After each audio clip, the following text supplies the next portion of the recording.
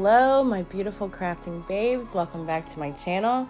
If you're new here, my name is Jay and I make epoxy-free tumblers. In today's video, I'm going to be showing you how I made this poison apple wine glass tumbler using CrystaLac products and puffy paint.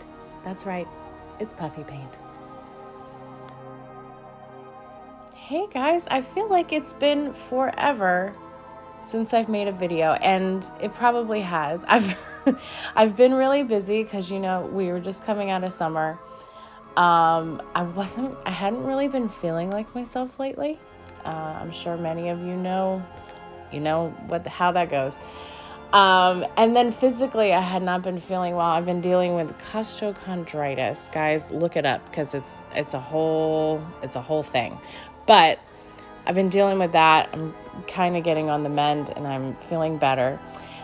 Just in time for spooky season, I did have a video of me base coating this 12-ounce wine tumbler from Maker Flow Crafts, but I don't know, the phone fairies must have snuck into my phone and deleted it. So this is why you get this beautiful stock photo from Maker Flow Crafts. But I used Crimson Flippin' Awesome paint to base coat my prep and sanded tumbler. Guys, Crimson is this beautiful, true, deep red. I cannot say enough good things about this color. It has really great coverage too, unlike some of the lighter colors. Sometimes you have to go over them a couple of times, but this one is solid. I love it. So let's get started. Next up is glittering. As you can see now, I'm taking my glitter glue and I am putting it on with a blush brush. Here's your little glitter life hack of the day. When you're using chunky and a finer cut glitter, always go in with your chunky color first. So this is what I'm doing. I'm going in with Netflix and Chill. This is from Peachy Olive Glitters. This glitter is the bomb, you guys. I love this red. So first of all, for those of you who are CrystaLac users, you guys know that there are certain colors that don't do well under Brite tone. Reds being one of them. And this is one of those reds, does not change. Absolutely perfect. It stays red. It's gorgeous. Then I'm going in with Chili Pepper from Glitter Heart Co. And that will cover the rest of the cup. So I wanted it to have some bits of chunky and a little bit of finer cut. And then once that is done, I only needed to do one coat on this, guys, because my base color was that beautiful crimson red. I really didn't need to go in with any more glitter. And I was fine with that. Even with the maybe tiny little patchy areas here and there, I was fine with it. So just go in with a dry brush afterwards. Once it's dry, you can go ahead and seal it and then go into your layers of Brite tone. You're ready to go. Okay, so now my cup is all nice and smooth and I'm going in with Oracal 631 removable vinyl. You can use 651, but it's going to be a little bit of a challenge. I'm just putting it out there, especially when it comes to trying to find where these pieces of vinyl are underneath the drips. Just go 631. It's so much easier. But this file, I just looked up Poison Apple SVG on Etsy. This came up. I removed most of the image except for the eyes and the nose because I wanted that to be the distinctive pattern that was going to be inside my drips. And so for my drips, I'm using puffy paint. That's right. I use puffy paint. And I'm proud of it. I am using the glow in the dark from Tulip. You're more than welcome to use whatever color you like. And actually you can create whatever colors you like by mixing micas into them. And that is what I'm doing. I'm going to be adding my artisan pigments. It's kind of like a lime green. It's called chartreuse. And I'm going to put that inside my puffy paint. Now I am sitting here eyeballing exactly how much puffy paint should I be putting in here? And realistically, a good amount needs to go into that cup because you are going to be wrapping the entire rim of your cup but also you're going to need to bring it down over your poison apple face. And then when it comes to mixing your micas into your puffy paint, my best suggestion is to whip that cup like crazy, because the mica powders tend to clump up together and make little clumpy balls inside your puffy paint. It doesn't look really nice. I mean, I don't think it looks really nice, although it probably does add to the aesthetic of the whole bubbly poison apple vibe, but that is really not what I was going for. So I am going to try to mix this very well, and remove all of those clumps that I possibly can before we go on to adding it to the cup.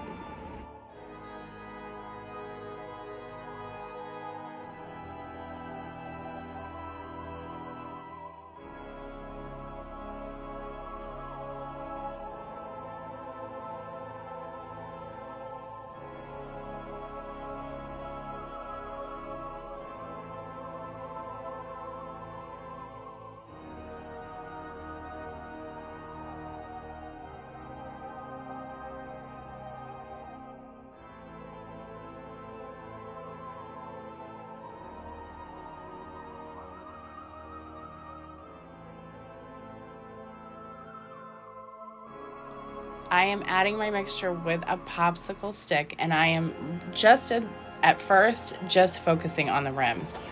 I'm going around and making sure that it's nice and smooth. The closest way that I can try to describe this is like icing or frosting a cupcake or cake. You want it to be smooth. You don't want it to be clumpy, but you also don't want a lot of the color underneath to show through. So in my case, I didn't want the red to show through. So I'm just going around the rim, trying to make it a little bit as smooth as possible. And then I'm going to go into my face. I am not covering the face completely with the puffy paint, just kind of the outer edges, before I go ahead and really start to make the drip strip. It's helpful not to cover up all the vinyl, because that way you can at least see where you need to start pulling up from.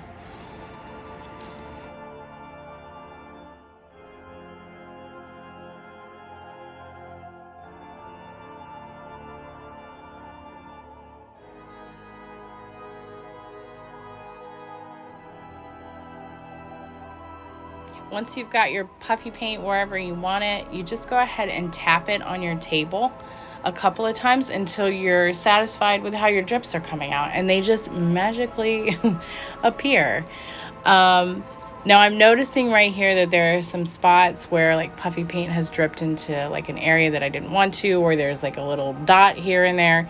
So I'm just going ahead with Q-tips and I'm cleaning that up so I don't have to worry about it later.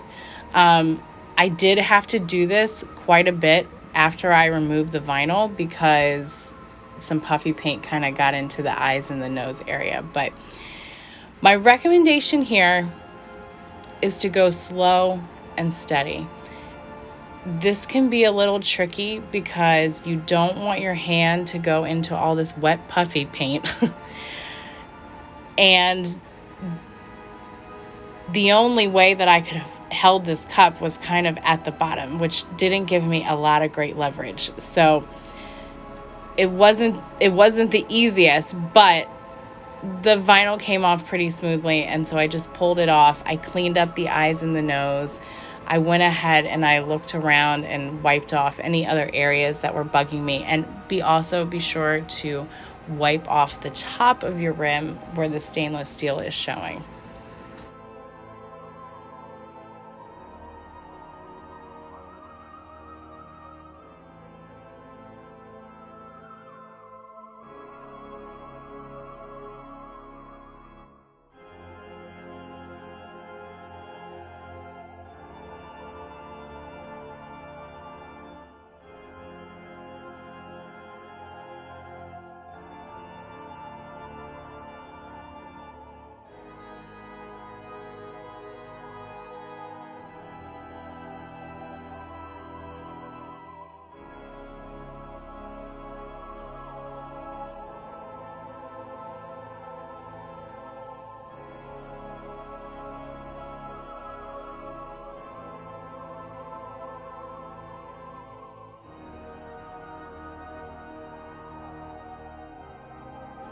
At this point, guys, I was over the moon with how this had turned out. The only thing I wasn't so excited about was the fact that I could still see some of the red up near the rim. I wasn't a fan of that. So I did go in with a second coat of puffy paint after this layer had dried. A very small amount. I did not want it to cover, especially I didn't want to cover those eyes. So I just put a little small wrap around the rim, did some tapping, and it came out perfect. Once your paint is dry, you are ready for bright tone layers and to finish that baby up.